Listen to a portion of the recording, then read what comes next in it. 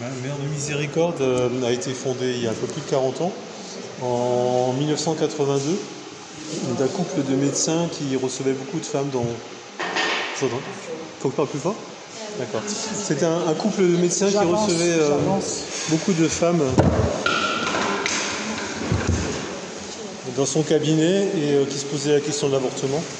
Donc ils étaient là pour les écouter, pour essayer de les aider, mais très rapidement ils se sont rendus compte que par rapport à cette question qui est une question quand même très très sensible, la réponse médicale et l'écoute aussi n'étaient pas suffisants, qu'il y avait une dimension spirituelle, que c'était de l'ordre du combat spirituel.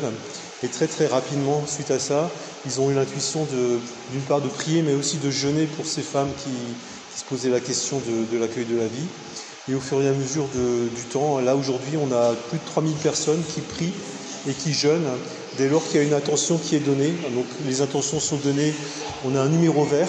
Ce sont des personnes, très souvent ce ne sont pas les personnes qui sont directement touchées, mais ça peut être des grands-mères, des voisins, des voisines, des personnes qui connaissent la jeune fille ou moins jeune, qui est touchée par la question de l'avortement. Et donc ils vont téléphoner à ce numéro vert. À partir de là, il y a une chaîne de jeûne et de prière qui va être déclenchée par une responsable de l'écoute. Voilà. Il y a aussi des personnes du corps médical, par exemple des sages-femmes, des infirmières, des médecins qui sont démunis devant une patiente et qui veulent être elles-mêmes entendues par l'écoutante pour pouvoir partager les questions et puis essayer d'esquisser des réponses. Alors, nous ne donnons pas les réponses à la place de la personne. Nous posons plutôt des questions qui permettent à celles qui téléphonent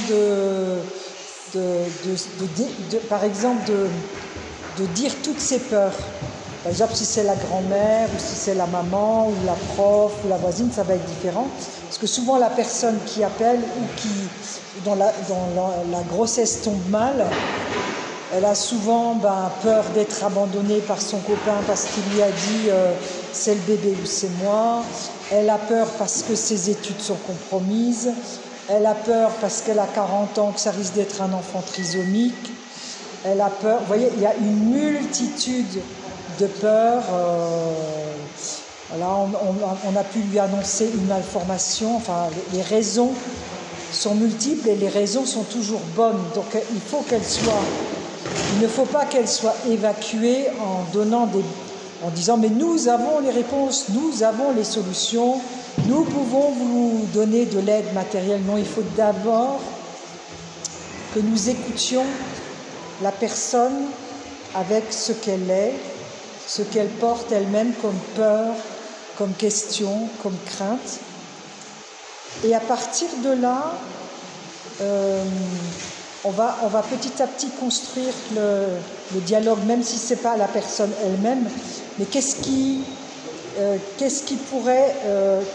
t'empêche, si toutes ces solutions, si on trouvait des solutions pour tous ces problèmes, donc si par exemple elle dit qu'il n'y a pas de logement pour une jeune fille qui est enceinte, elle n'a plus droit à un logement étudiant par exemple. Donc si on trouvait, est-ce que tu souhaiterais qu'on t'aide à trouver, on ne dit pas la solution à la personne à sa place, et petit à petit on détricote tous les problèmes pour qu'elle puisse atteindre son désir profond. Si au final toutes ces questions, tous ces problèmes, toutes ces peurs étaient apaisées, toi au fond de toi-même, quel est ton désir profond? Mais évidemment, on ne va pas y aller en 2 minutes. Parfois, il faut du temps, quoi. Voilà, donc ça, nous sommes en train de parler de l'écoute. Donc, actuellement, il y a l'écoute de 9h du matin à 22h du soir, tous les jours de la vie, jours fériés, etc. Les écoutantes formées se relayent.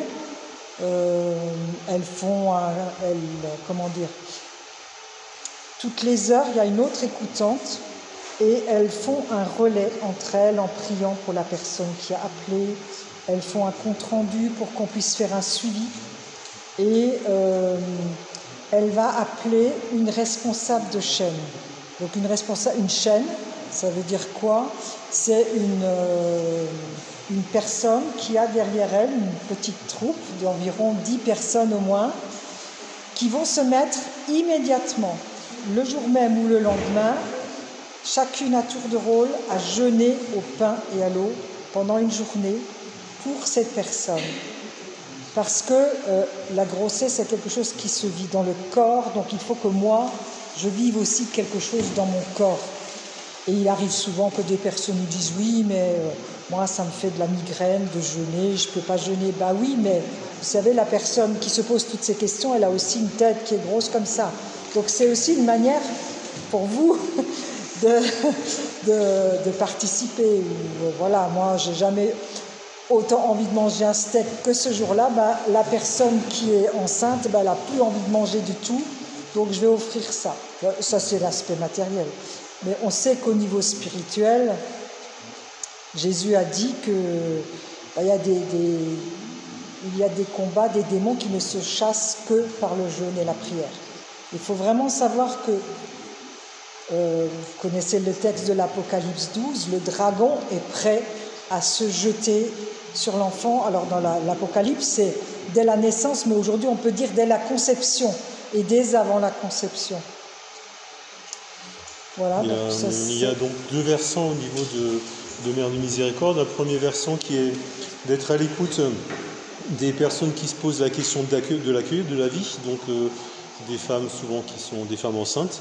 Et puis l'autre versant, c'est aussi d'être à l'écoute des femmes qui ont déjà perdu un enfant, que ce soit suite à une fausse couche, une grossesse extra-utérine, une IVG ou une IMG. Donc là, il y a une autre branche.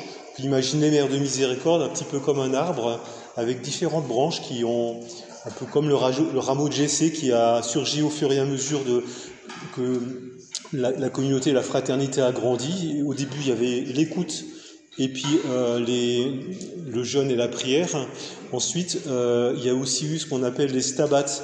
Les stabats, stabat mater, c'est Marie au pied de la croix. C'est la Vierge Marie qui est là, qui est là au pied de la croix et qui intercède et qui prie. Et les stabats, ce sont des sessions qui durent 5 jours. On en propose 2 ou 3 par an. Il y en a à la Sainte-Baume, il y en avait à Montligeon, à Lourdes, il y en aura à Ars. Voilà, différents lieux, surtout des sanctuaires où il y a déjà une communauté qui prie. Et l'idée, c'est d'accompagner pendant 5 jours les personnes qui ont perdu un enfant pour qu'elles puissent vraiment trouver un temps de consolation, un temps d'accompagnement. Donc il y a un accompagnement qui est proposé à ces personnes chaque jour, 2 fois par jour même, avec comme point central quand même l'adoration du Saint-Sacrement. J'ai trop vite ? Non, ça va. Il y a l'adoration du Saint-Sacrement, ça c'est vraiment central avec l'Eucharistie. Il y a des temps d'enseignement. Le soir, il y a une liturgie qui est proposée. C'est une liturgie qui est vraiment adaptée tous les jours à l'évolution donc de la Stabat, avec un temps qui est proposé pour vraiment le temps de la miséricorde. Le premier soir, ça va être la femme adultère, et donc on propose un cheminement où il y a le prêtre, une persona Christi qui est là, et puis chacun, s'il veut, s'avance avec une pierre, et le prêtre lui dit quelqu'un t'a-t-il condamné? Et la réponse c'est non, personne, Seigneur, moi non plus je ne te condamne pas. C'est vraiment pour permettre cette possibilité aux personnes qui viennent, qui souvent sont accablées par ce qu'elles ont vécu, qui ont un poids de culpabilité qui est extrêmement lourd à porter, c'est de leur permettre justement de déposer ce fardeau au pied du Seigneur. Voilà.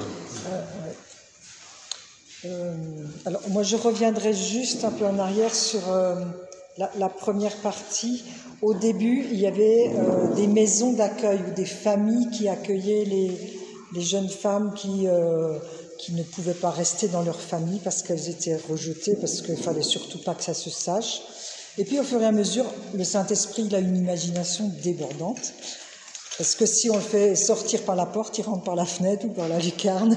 Donc il y a d'autres associations qui ont été créées, vous avez certainement entendu parler des maisons Marthe et Marie, des maisons Magnificat, Rosalie, enfin il y en a une multitude. Donc nous on ne fait plus maison d'accueil en tant que telle à Mère de Miséricorde, parce qu'on a discerné que notre appel, notre mission aujourd'hui, elle est unique et particulière dans l'Église. Et comme il y a cet appel de l'accueil dans des maisons d'accueil a été repris, et ben nous on est en lien avec elle. Et parfois quand on reçoit un legs ou un gros don, on soutient chaque année une autre association et on travaille vraiment main dans la main. Voilà. Puis un petit fioretti aussi de l'impact que peut avoir la prière et le jeûne. Alors évidemment, c'est toujours dans l'invisible, on ne sait pas tout l'effet que fait la prière et le jeûne, mais parfois le Seigneur nous donne des petits clins d'œil pour persévérer. Par exemple, nous avons une amie qui est professeure à l'IFSI, donc l'Institut pour former les infirmières. Elle nous avait toujours dit, moi, je ne sais pas jeûner, voilà, c'est pas mon truc, mais je veux bien prier. Puis un jour, elle nous téléphone en disant, voilà, j'ai entendu des bruits de couloir qu'une de mes élèves est enceinte et elle a l'intention, ce week-end, enfin elle est très mal, et ce week-end, elle a l'intention d'aller au planning familial ou de mettre en route l'avortement. Et donc elle nous demande, mais est-ce que je peux vous la confier? Honnêtement, est-ce que j'ai le droit de vous la confier alors qu'elle ne le sait pas? Donc, vu ce que je vous ai dit ce matin, la personne en danger étant le bébé, évidemment, nous allons tout de suite jeûner, prier. Donc, quand par exemple ça tombe un dimanche, dans l'église on demande qu'on ne jeûne pas le dimanche. Par contre, il y a des personnes que nous appelons des urgentistes, comme dans l'hôpital, qui sont des personnes qui sont porteuses d'un handicap ou d'une maladie invalidante, qui en fait perdent comme des gouttes de vie chaque jour. Et nous leur demandons de porter cette intention, parce que leur jeûne ce jour-là, ça va être, au lieu d'être un peu, c'est lourd, de dire, écoute Seigneur, je t'offre cet inconfort, cette perte de vie, cette perte d'autonomie, etc. Je te l'offre parce que je le dépose dans ton cœur, parce que je sais qu'en le déposant dans ton cœur, tu vas faire une transfusion sanguine, tu vas faire une transfusion de vie. Avec ce que je te donne, qui tombe de moi, tu vas en faire rejaillir de la vie. Et c'est en fait, l'intuition est venue conjointement d'une amie qui était écoutante, qui était pédiatre, qui avait donné toute sa vie pour la cause de la vie et qui ne pouvait plus jeûner, mais les médecins lui interdisaient. Et le premier jour où elle a pris une intention comme ça, alors c'est pas l'amie infirmière, c'est donc cette Monique Kilmayer, l'urgentiste, elle a eu à l'écoute le 15 août une intention. Donc ce jour-là, elle s'est dit, maintenant, Seigneur, je t'offre ça. Le bébé a été gardé. Donc elle s'est dit, Marie-Thérèse, il faut vraiment qu'on mette en place ces urgentistes, c'est trop précieux, il ne faut pas que les gens ils souffrent pour rien, il ne faut pas qu'ils perdent leur autonomie pour rien, ça a du sens, c'est de la fécondité. Ou une femme qui ne peut pas avoir d'enfant, elle peut donner la vie de cette manière-là. Voilà. Donc on en revient à Sylvie, notre amie d'Alsace. Notre amie qui avait beaucoup de mal à jeûner. Ce jour-là, elle a décidé à jeûner. Non, mais d'abord, son élève, donc on avait mis en place une urgentiste et la chaîne. Et le lundi, quand elle revient à l'IFSI, les copines ont toutes dit, mais elle est complètement transformée. On ne sait pas ce qui s'est passé ce week-end, on ne sait pas où elle a été, mais Sylvie, elle, s'est dit, il doit y avoir quelque chose. Et donc après, évidemment, par discrétion, elle n'a rien dit à personne, parce que c'était un secret professionnel. Et donc, forte de cette expérience, elle a décidé de s'inscrire dans notre chaîne en me demandant, j'ai quand même le droit de manger une pomme. Je dis, écoute, tu fais ce que tu peux. Voilà. Et le premier jour où elle a eu une intention, ce jour-là, elle a eu le faire-part de naissance de cet enfant, de l'élève. Donc c'était un certain voilà. Et donc voilà, c'est un petit Fioretti, ou alors des femmes qui font demi-tour, qui savent pas du tout qu'on prie pour elles, qui font demi-tour sur le parking devant l'hôpital et qui vont voir la sage-femme au lieu d'aller à l'avortement. C'est pas toujours comme ça que ça se passe, mais des fois on a des clins d'œil comme ça. Et quand on n'a pas de nouvelles, on sait on se doute que certainement il y a eu un avortement. Et c'est là que le nom qui a été donné au départ, Mère de Miséricorde, a tout son sens, parce que quand nous n'avons pas de nouvelles, nous mettons, vous avez vu dans la chapelle, c'est très beau, ce Christ en croix qui a la main comme ça. En fait, on va devant la croix et on pose un acte de réparation au nom de la personne qui a commis cet acte. Alors déjà la maman elle-même, le papa ou le copain, le médecin, et on dit « Seigneur, pardonne-leur, ils ne savent pas ce qu'ils font ». Alors pas de manière condescendante, moi je sais, mais ils ne savent pas, non, c'est dans le cœur de Dieu, quoi. Hein. C'est parce que, en fait, c'est comme si on enlevait le clou de Jésus qui lui permet de donner la grâce à la maman. C'est pour ça que j'aime beaucoup cette croix-là. Et nous avons, par cet acte de foi que nous disons, cet acte de réparation, Père, pardonne-leur, ils ne savent pas le prix de la vie. Ils n'ont pas eu les personnes autour pour les soutenir, ils n'ont pas eu tout ce qu'il fallait, mais prends pitié, voilà. Et on sait qu'à un moment donné ou à un autre de leur vie, il y a quelque chose qui se passera, puisque de toute façon, cet enfant qui est au ciel, il prie aussi pour que cette grâce soit donnée. Ludovic de la Rochère ce matin disait qu'on est dans un monde de plus en plus individuel, et la grande souffrance que je perçois de plus en plus, c'est la solitude des personnes, des femmes qui sont là, qui attendent un enfant et qui n'ont finalement, se retrouvent devant la pression, soit du corps médical qui soupçonne un handicap, soit des parents quand ils sont très jeunes encore, qui se disent maintenant elle va louper sa vie si à l'âge de 17 ans, de 16 ans, elle n'a encore pas fait son bac, il n'y a qu'une solution, il faut qu'elle avorte, donc c'est extrêmement difficile. Donc ça demande beaucoup d'écoute, beaucoup de patience. Et l'accompagnement qu'on fait à Mère de Miséricorde dans le cadre de l'écoute, c'est pas un accompagnement comme serait un accompagnement spirituel, c'est-à-dire qu'on ne va pas induire la personne. On ne va pas lui dire d'aller à droite ou d'aller à gauche. On va simplement essayer d'être là. On va déjà prier l'Esprit Saint pour qu'elle arrive vraiment à se recentrer, puis à se connecter à son cœur profond pour qu'elle puisse vraiment trouver vraiment sa voie, retrouver la paix, aller vers la consolation et la confiance. Donc c'est cette démarche-là qu'on est amené à faire dans le cadre de l'écoute. Et donc je disais qu'il y a plusieurs branches. Il y a quelque temps, on a aussi eu cet appel à ouvrir une nouvelle branche qui est celle de la formation. On se rend compte qu'aujourd'hui, il y a 2 points qui sont importants à Mère de Miséricorde. C'est d'aller vers la rencontrer les gens d'une part, et d'autre part nous former, parce que le monde d'aujourd'hui évolue extrêmement vite, et donc on a énormément de choses à apprendre pour être crédible, pour arriver à transmettre des choses importantes. Alors, donc on vous a parlé de ces sessions Stabat. Alors, oui, c'est vous qui allez traduire. Oui. Donc, Mère de Miséricorde, c'est avant, quand la vie est en danger, on jeûne. Et puis ensuite, quand la personne a avorté, on est là aussi pour proposer des retraites et des chemins de consolation. Donc 2 choses.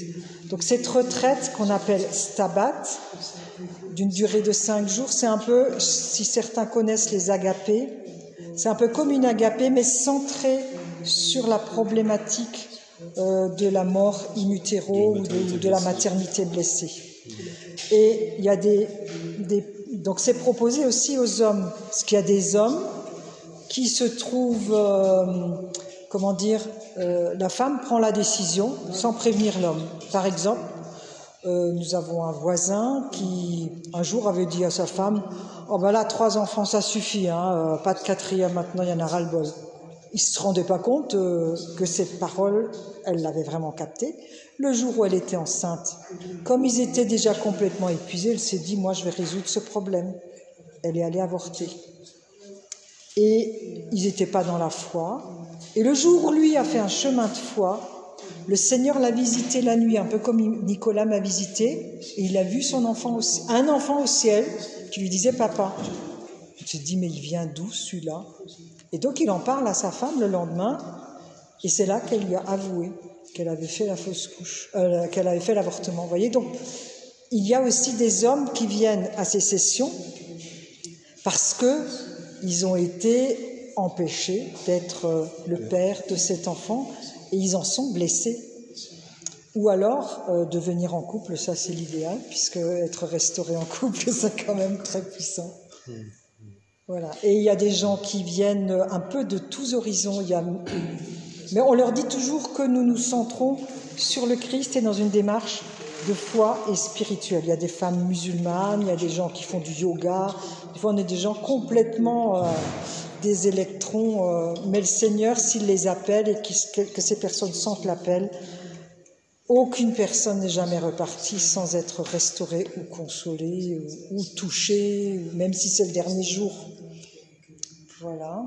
Donc, se rajoute d'une certaine manière au Stabat ce qu'on appelle les chemins de consolation qui ont été créés en 2015. Le premier chemin a été fondé à la Sainte-Baume, dans la grotte de la Sainte-Baume.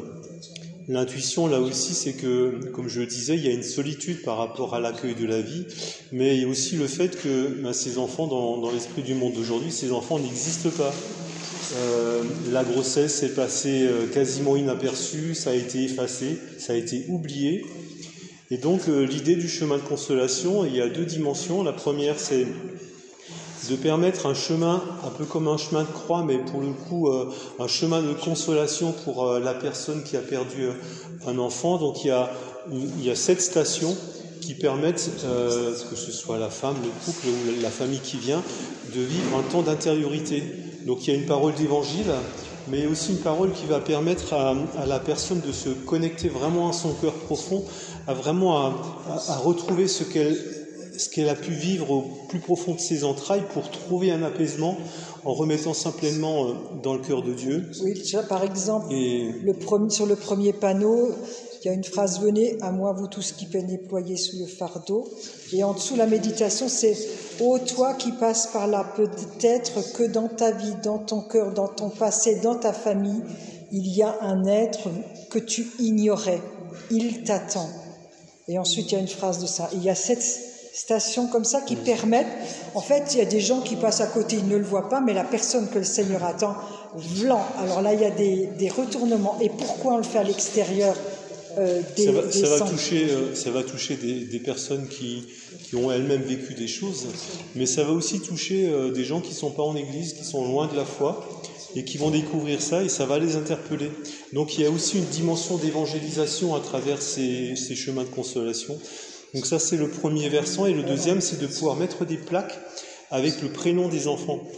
Donc on propose aux personnes qui en ont le désir, pour qui ça a vraiment pris cher, ça a vraiment germé, de pouvoir dire, oui, c'est vrai, mon enfant, il existe, il est dans le cœur de Dieu, et il a un nom. Donc à la Sainte-Baume, par exemple, ce sont les sœurs dominicaines de Saint-Maximin qui vont graver le prénom, quand il y a une demande qui est faite, le prénom de l'enfant, en mettant également, si elle le souhaite, le jour, ou l'année de quand l'enfant est parti au ciel. Donc il y a cette dimension-là aussi de pouvoir dire, votre enfant est pleinement vivant, il est dans le cœur de Dieu, il existe, quoi. Et c'est un peu comme quand on est dans une église et qu'on voit des ex-voto, c'est vrai que ça attire toujours le regard, on a envie de voir ce qui s'est passé.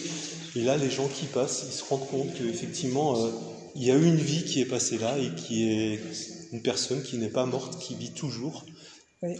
Oui. Est-ce que ce parcours peut rejoindre une maman qui a eu un enfant et qui n'a pas pu au moment de l'accouchement, on lui a prévenu que cet enfant n'était pas viable. Tout à fait. Tout à fait. Il y a une naissance, une mort clinique. Est-ce que mais on est vraiment ça concerne vraiment des enfants qui n'ont pas vu le jour, donc ils sont morts avant la naissance. Ou au moment Parce que l'idée, si vous voulez, c'est que on leur donne un nom, on met une plaque à leur nom, alors que des enfants qui sont nés et qui sont morts même peu de temps après la naissance, ils ont possibilité d'avoir une sépulture, ils ont même possibilité d'avoir le baptême, ce qui n'est pas le cas pour un enfant qui est né avant la naissance, qui est mort avant la naissance. Ouais. Après, si vous voulez, c'est vraiment pour l'enfant qui n'a pas vu le jour, c'est l'expression que nous utilisons. Et dont nous n'avons pas vu que nous... Enfin, voilà, que... C'est l'enfant qui n'existe pas aux yeux du monde, mais qui a réellement existé, bien évidemment, et qui existe toujours. Voilà, Néanmoins, si une personne a perdu un enfant au tout début de la vie, elle a besoin d'être accompagnée. Alors évidemment, on va l'écouter, mais le chemin de consolation n'est pas fait vraiment pour ça. C'est vraiment un acte d'évangélisation. En fait, on va à la pêche des personnes qui ont besoin d'être touchées, puis voilà, parfois elles font après une stabat ou inversement, ou une femme ou un homme peut être touché lors d'une veillée et ça lui suffit, un autre aura besoin de plus. Vous voyez, c'est une intuition qui est née... Au Japon, il y a ce qu'on appelle des jizo, ce sont des sanctuaires, des petits cimetières pour des enfants qui sont morts, souvent suite à des avortements. Et là, c'est très beau parce que moi, j'avais l'occasion quand je travaillais chez Sony, j'avais l'occasion d'aller au Japon en 89. Et ça m'a beaucoup touché, alors que je ne connaissais pas à l'époque Mère de Miséricorde, parce qu'on voit des petits jeux d'enfants, et ça vient vraiment toucher la dimension affective de la personne. Ça me semble important, parce que c'est pas... Voilà, ça vient vraiment toucher le cœur, quoi. C'est important parce que ça permet de rentrer en contact avec Dieu, avec le divin. C'est tellement essentiel. Voilà. Et donc les modérateurs précédents avaient eu cette intuition en ayant vu les giseaux, et puis le pape François d'ailleurs lui-même a vu ces petits cimetières. Jean-Paul II et le pape François en Corée. Et donc ils invitent vraiment à rendre visible ceux qu'on veut éliminer de notre société. Oui. Et quand il s'agit d'un viol, comment vous soutenez? Alors quand il s'agit d'un viol... Les personnes qu'on entend en stabat, le deuxième soir, au moment de la veillée, on leur propose, celles qui le souhaitent, d'écrire leurs blessures. Et effectivement, il y a ce type de blessures qui arrivent souvent, des problèmes d'inceste, des problèmes d'agression sexuelle, de viol, de choses comme ça. C'est des choses qui sont pas rares parmi les personnes qu'on peut écouter. Alors, si on écoute cette personne en direct, évidemment, énormément de délicatesse. On ne prend jamais de décision, on ne donne pas de conseils si elle n'en demande pas. On l'écoute parce qu'elle a besoin. Vous savez, une blessure, comme par exemple ma fausse couche ce matin, évidemment, il y avait la parole blessante du médecin. Mais par en dessous, j'avais d'autres blessures.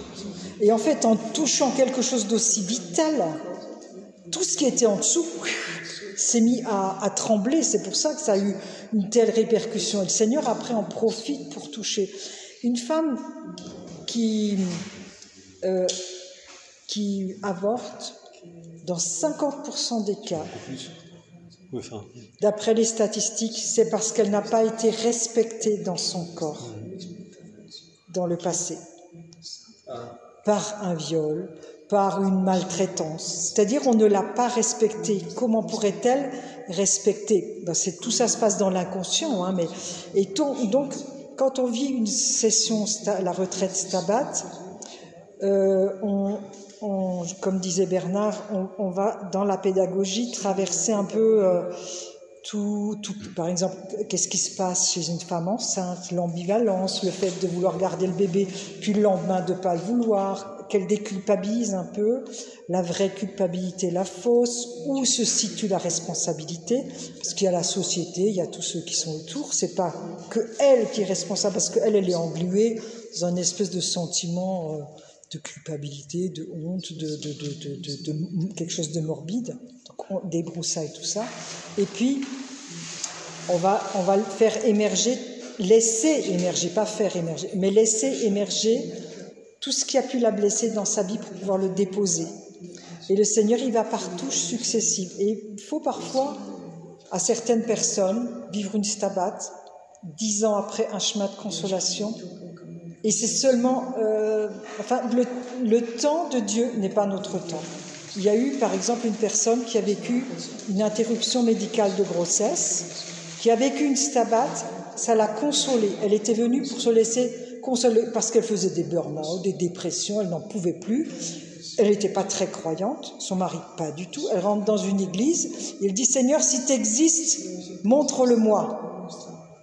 Et donc, elle est tombée sur un tract de Mère de Miséricorde. Elle se dit « Tiens, ça c'est un truc... » Ah bah ouais, sa psychologue lui avait déjà dit « Il y a peut-être un lien entre votre IMG puisque vous vivez... » Enfin voilà.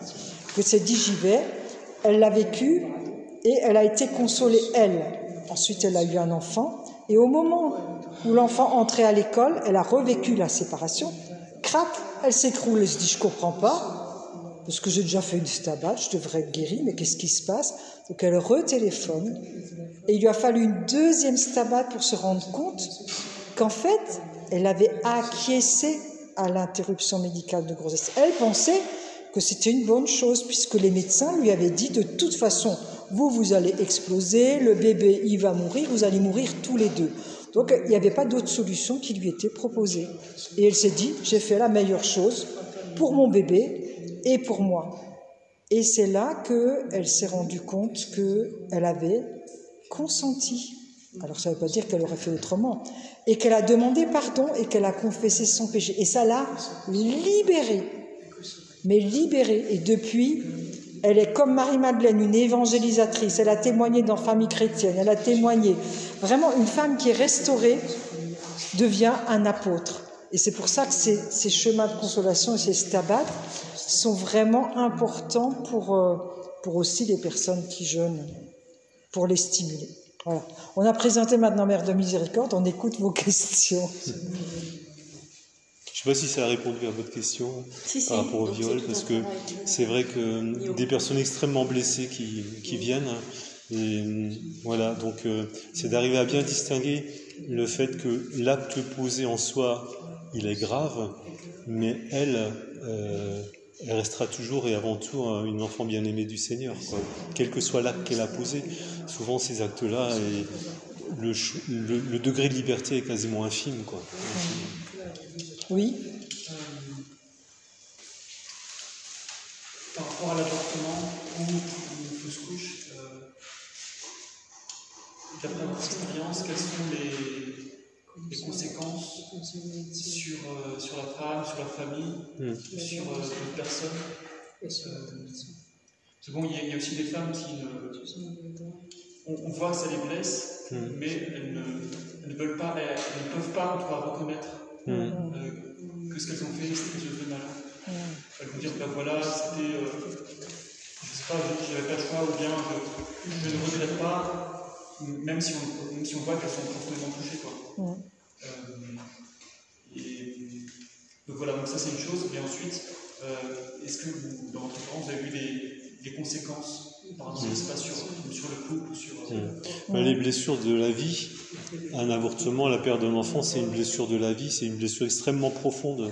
Et quand on est blessé, la première réaction, c'est de se protéger, c'est de faire des pansements. Donc, des personnes qu'on reçoit en stabat, moi je pense à une autre femme qu'on a reçue à 80 ans qui avait vécu un avortement quand elle en avait 30, donc elle a traîné cette souffrance durant toute sa vie, quoi, pendant sans en avoir conscience.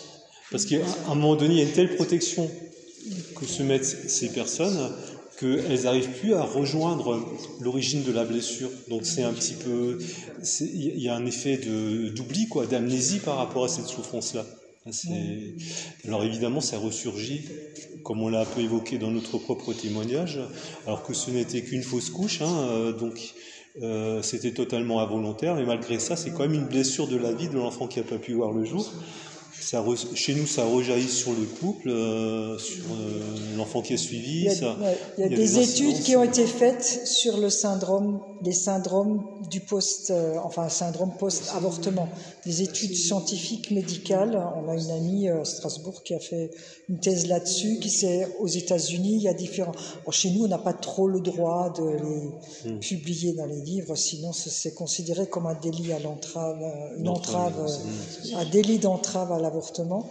Mais des tentatives de suicide, un mal-être, divorce. Souvent, la femme avorte pour faire plaisir à son mari, et puis finalement le couple se casse, etc. Voilà, ça peut comme toutes les maladies qui parlent, hein, ce sont des études qui ont été faites.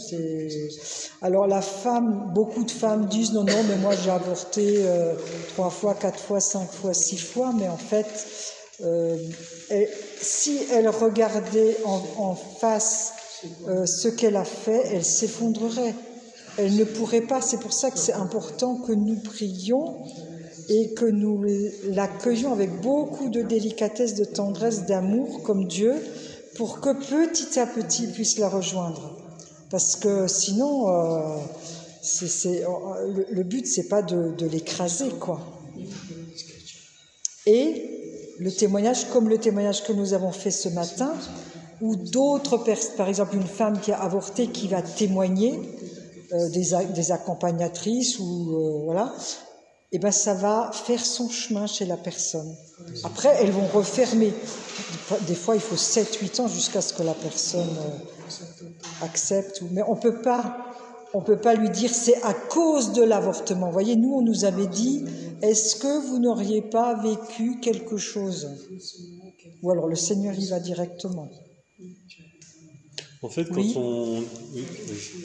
quand on accompagne les personnes en stabat, on prie vraiment l'Esprit Saint, quoi. Il y a des choses qui émergent. Donc on n'accompagne pas en disant va plutôt dans cette direction ou dans telle autre direction.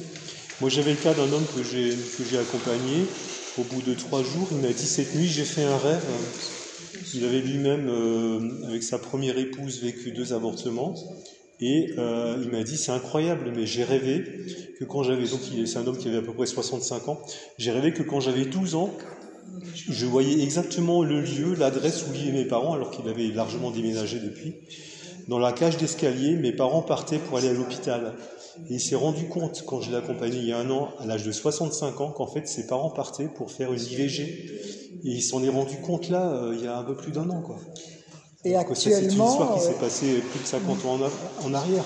Donc c'est quelque chose qu'il avait au fond, qui est monté, simplement parce qu'il a permis au Seigneur de venir visiter ce qu'il avait au fond de lui-même.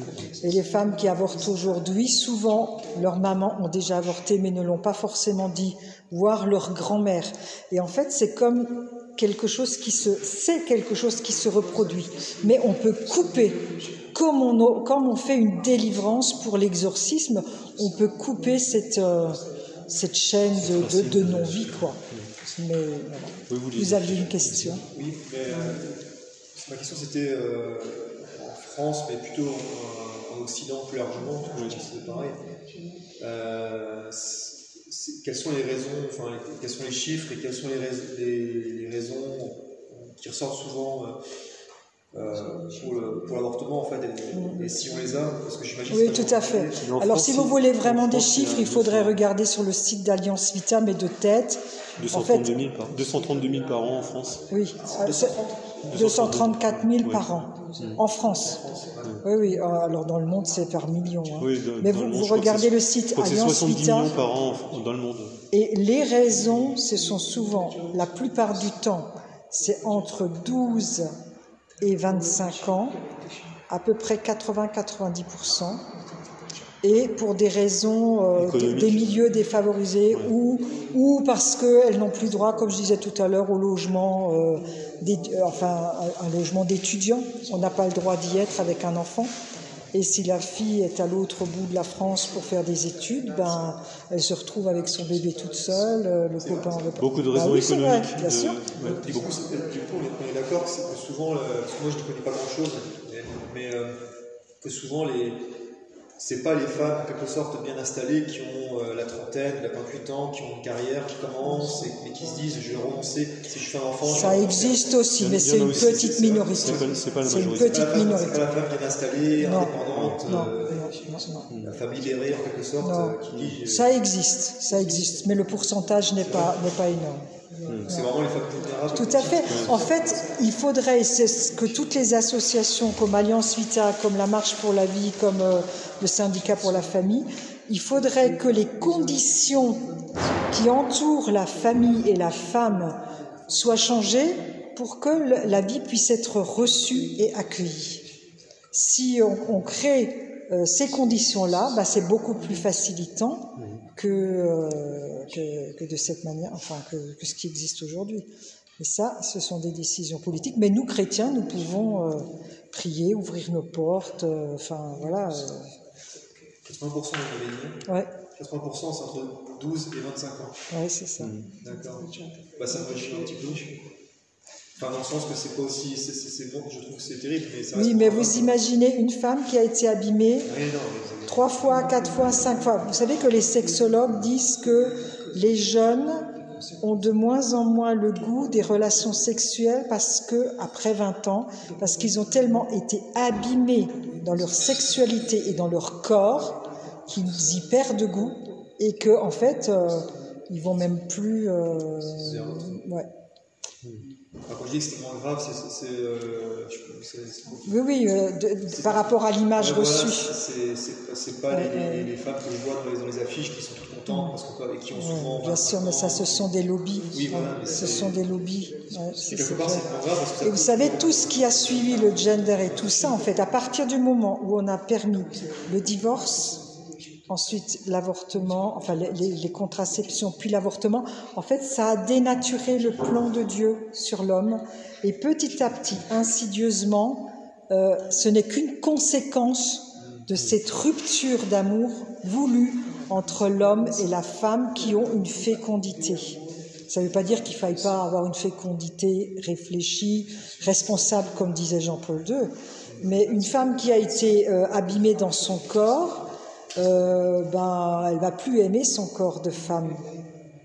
Et les copines, elles n'ont pas envie, on leur dit c'est pas drôle d'avoir ces règles, machin, enfin tu risques de te faire violer, et puis après t'es enceinte, c'est pas drôle d'accoucher. Enfin, il y a une culture ambiante qui fait que la maternité n'est pas belle, la maternité n'est pas, enfin tu vois, c'est pas mis en valeur. Il y a que Jean-Paul II, ce génie qui a inventé la théologie du corps, qui puisse donner le goût aux jeunes. Et puis c'est le Seigneur qui nous convainc qu'on est beau aux yeux de Dieu. Et c'est en fait quand je me reçois en tant qu'être recréé devant Dieu que j'ai envie de donner la vie et d'aimer et de me laisser aimer.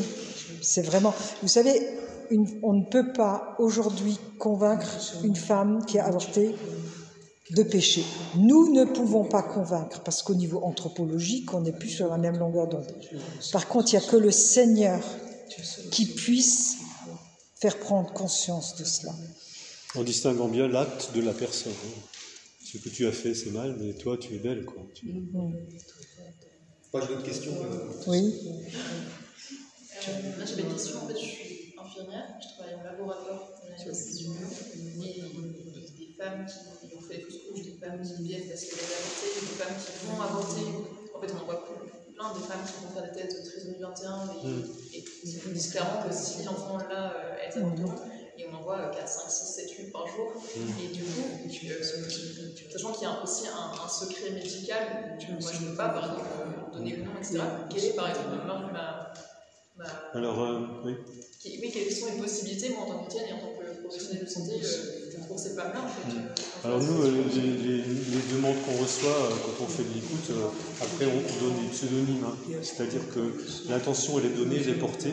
Vous connaissez le nom de la personne, et ensuite, quand on va demander à une chaîne de jeunes de prier et de jeûner pour cette personne, on donnera un autre nom pour éviter, juste pour respecter l'anonyme. Alors, je ne sais pas si vous êtes en contact direct avec la personne ou si vous êtes juste dans le laboratoire. Oui, c'est ça, c'est en laboratoire, donc c'est parce que oui. 5 minutes et on ne voit jamais. Chaque fœtus que vous voyez passer ou vous pouvez intérieurement dire Marie ou Jésus, prière pour accompagner cet enfant et sa mère. Vous pouvez à l'Eucharistie suivante, au moment de l'offertoire, donner le prénom du saint du jour pour que cet enfant puisse vivre sa mission, puisse être accueilli par maman Marie, quoi. Ça, je pense que il n'y a pas de délit, il n'y a pas de... Et d'ailleurs, on peut le faire tous les jours. À Mère de Miséricorde, là, depuis 6 mois, on a pris la décision, quand il y a eu ce projet de constitutionnalisation, alors qu'il y a déjà 234 000 par an, 234 000 avortements, on s'est dit, mais c'est pas possible, mais ces 234 000 femmes, où sont-elles? Nous, on a une centaine d'appels par mois, mais enfin, il y a d'autres associations, mais elles n'appellent pas. Donc, le premier vendredi du mois, toutes les 3500, on jeûne et on prie pour toutes ces femmes qui n'appellent pas et pour leurs bébés, et on va à la messe et on les offre à la messe et on donne, et voilà, on les offre à Jésus. Oui. Je suis désolé, je reviens sur le 12-25 ans, mais parce que du coup, ces femmes-là, en fait, elles ont été quoi? Elles ont été agressées, elles ont eu des rapports sexuels légers avec un copain, et... Les raisons. La fin de ma question, c'est en fait, des accidents comme ça, ça arrive déjà, mais c'était quoi la réponse en fait de l'Église et même de la société avant que l'État séculier s'empare du problème, en fait, parce que moi, quelque part, ça me libère que vous disiez que c'est entre 12 et 25 ans, parce que c'est un problème d'éducation, d'éducation. Mais en fait, l'État aujourd'hui propose une solution pour ces filles qui clairement ne peuvent pas. Je ne sais pas à quel âge une femme peut accoucher correctement. Il me semble que c'est 17 ans, encore. Dès l'âge de 12, dès qu'elle est pubère, hein. Dès qu'elle est pubère, elle peut être enceinte et donner. Il y a des jeunes filles de 14 ans qui gardent leur bébé et qui... Mais après, il n'y a pas le... c'est exceptionnel. Parce que du coup, qu'est-ce que l'État lui propose la solution? C'est l'avortement. L'État ne propose pas, l'État incite à jouir de la vie et la relation sexuelle, vous connaissez, hein, c'est une expérience parmi d'autres. Et puis il n'y a pas que la relation entre un homme et une femme, il faut tout essayer. Enfin, dans notre gendre est prof en bio. C'est vraiment, ça va vers l'azo, etc., etc. Enfin, des dérives terribles. C'est pour ça qu'il y a aussi des associations. Il y avait à Mère de Miséricorde, Parlez-moi d'amour, PMDA, qui maintenant s'est séparé, mais qui prend son propre envol. De plus en plus d'associations Teen Star, etc., qui interviennent déjà en CM2. Un programme spécifique pour le CM2 parce qu'elles sont prépubères de plus en plus vite, parce que toute la société pousse à se féminiser comme autrefois on disait comme des Barbies, etc., etc. Oui, c'est pas un souci. Donc, voilà, alors, ça arrive aussi dans les milieux cathos, hein, une fille qui a un idéal de vie et qui se laisse aller à ses émotions et qui n'arrive pas à résister, qui tombe enceinte, elle ne s'est pas protégée, c'était pas prévu. Et le garçon d'ailleurs. Et le garçon, oui, voilà, donc je veux dire, mais c'est quand même très minoritaire. Mais si vous voulez des chiffres précis, allez plutôt sur Alliance Vita, parce que c'est vraiment, nous formons toutes quasiment à Alliance Vita, enfin à toutes ces associations, parce que comme nous sommes sur le terrain, on a besoin de ces éléments, mais on n'a pas le temps de faire c'est pas notre mission première, hein, de faire des statistiques. Nous, en fait, on ne défend pas une cause, nous accompagnons des personnes. On n'est pas militants, on est vraiment à l'écoute, hein, des personnes. Nous, notre position, c'est pas de dire qu'on est contre l'avortement, même si dans le fond, c'est évident qu'on l'est. Notre position, c'est de dire qu'on est là pour l'accueil de la vie. Voilà. Alors, on a créé un petit carnet qu'on donne normalement aux personnes qui font partie de Mère de Miséricorde. La première année où on était au niveau national, on nous avait demandé de faire un outil pour aider les personnes à prier, notamment à partir des mystères, du rosaire. Donc, pendant un an, on a médité. Comme on a un ministère d'intercession et de miséricorde, on a fait des mystères à partir d'évangiles d'intercession et de miséricorde. Donc on les a mis dans le livret. On a mis devant aussi une présentation de Mère de Miséricorde et des prières qui nous sont chères. Et voilà, si ça vous intéresse, on peut vous remettre à chacun un ou plusieurs. Il y a parfois des groupes de prières qui l'utilisent pour... vous pouvez faire ce que vous pouvez faire vous déjà. C'est comme je dis ce matin, prenez le petit signet que vous avez toujours sur vous. Pour les prêtres, on a des toutes petites cartes de visite. Je te montrerai après.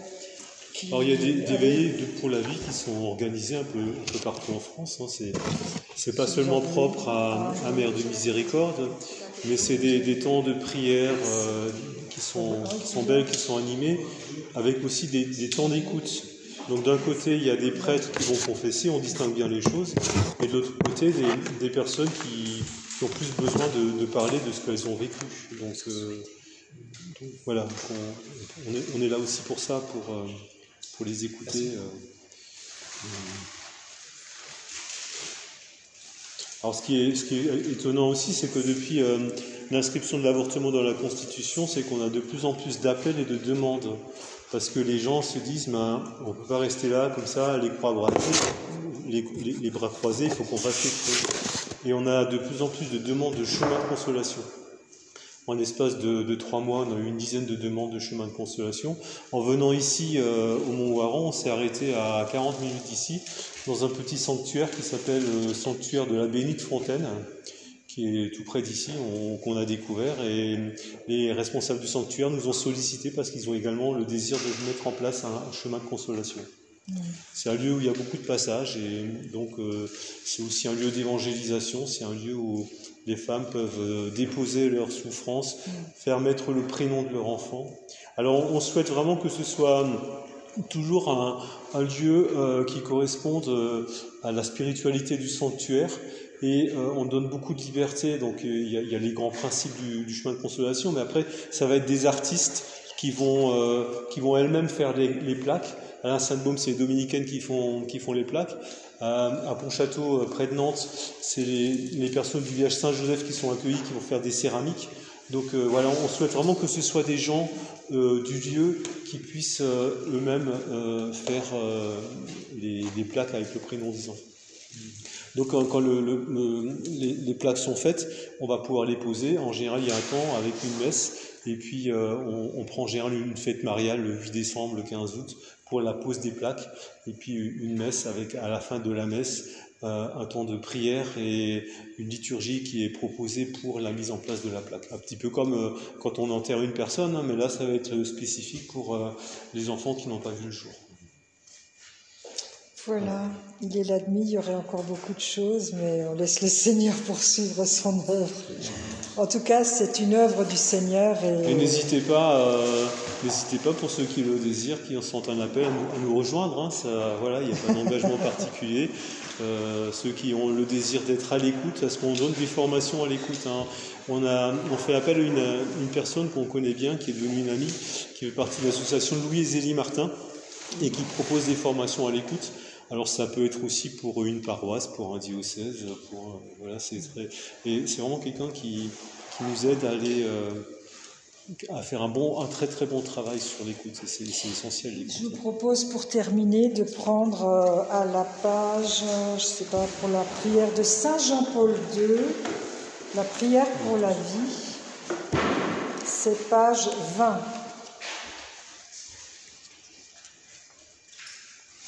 Je vous propose de vous lever. Alors, les illustrations sont faites à partir des sœurs d'ici nous ont donné l'autorisation. Donc, vous retrouverez beaucoup d'icônes qu'on a pris en photo et qui sont dans le carnet. Ô Marie, aurore du monde nouveau, mère des vivants, nous te confions la cause de la vie. Regarde, ô Mère, le nombre immense des enfants que l'on empêche de naître, des pauvres pour qui la vie est rendue difficile, des hommes et des femmes victimes d'une violence inhumaine, des vieillards et des malades tués par l'indifférence ou par une pitié fallacieuse. Fais que ceux qui croient en ton Fils sachent annoncer aux hommes de notre temps, avec fermeté et avec amour, l'évangile de la vie. Obtiens-leur la grâce de l'accueillir comme un don toujours nouveau, la joie de le célébrer avec reconnaissance dans toute leur existence et le courage d'en témoigner avec une ténacité active afin de construire avec tous les hommes de bonne volonté la civilisation de la vérité et de l'amour à la louange et à la gloire de Dieu, Créateur qui aime la vie. Amen. Amen. Je vous invite à lire l'Évangile de la vie de Saint Jean-Paul II. C'est d'une actualité brûlante, un vrai prophète. Ça sera l'année prochaine, ça sera les 30 ans. Vous avez le numéro vert qui est derrière, hein, donc c'est le numéro que vous pouvez enregistrer sur votre téléphone. Si vous avez un besoin, l'appel d'une personne qui est confrontée au deuil périnatal, n'hésitez pas à faire ce numéro. Merci. Voilà.